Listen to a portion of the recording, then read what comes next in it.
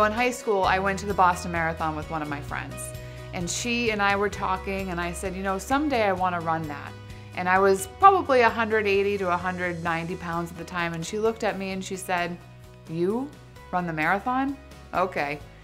And so I never forgot that. So when I got to the point where I really thought I could do it, I signed up again with the Leukemia and Lymphoma Society, and I ran the Boston Marathon. And after that first time, I was hooked. Ever since college, it's been that constant battle, that back and forth to gain some and then lose some and then never have the proper nutrition and knowledge to know what I had to do.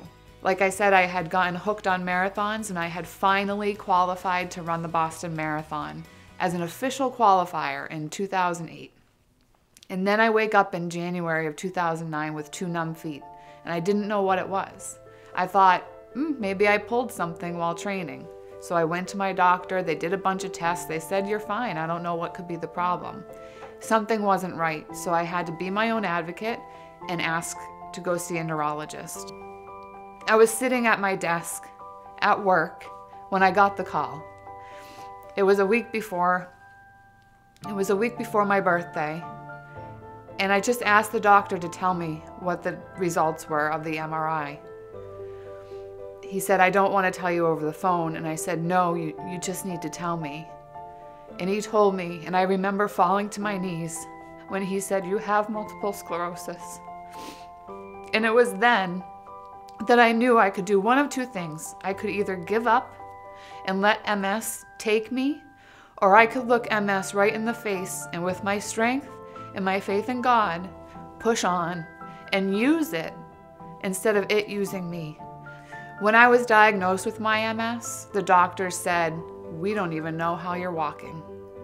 And I said, "Well, could it be my exercise habits?" And they looked at me and they said, "Whatever you're doing, keep doing it. If you hadn't lost all that weight, there's no doubt that you'd either be using a walker or you'd be in a wheelchair." My whole outlook on life completely changed. I was graduating with my master's degree that year.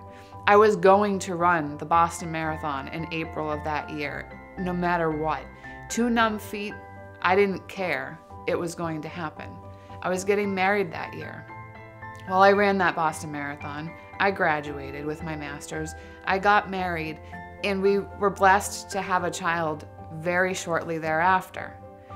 With that came back every single pound that I had lost.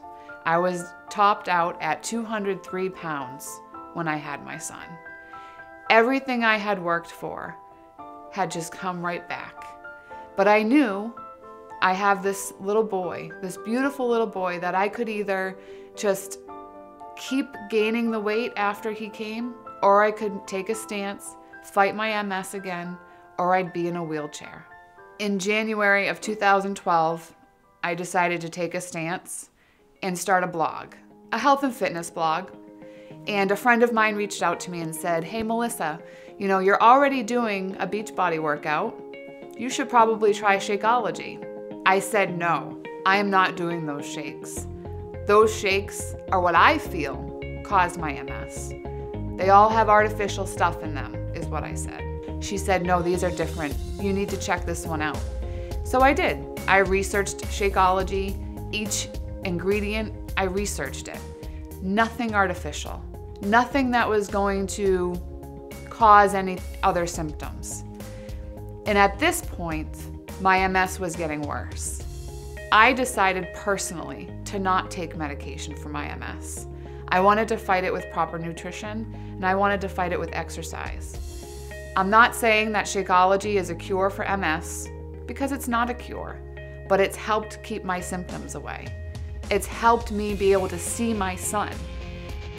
My ultimate dream big goal is to have a camp for girls in their teen years to go to learn about health and fitness. If that's where they struggle and they're being teased and they're being bullied, I want to be there to help them, and I want to have an environment that will support them through those times. Where are you at on your journey? It's hard. It's not a straight and narrow pathway. There's hills and there's bumps along the way.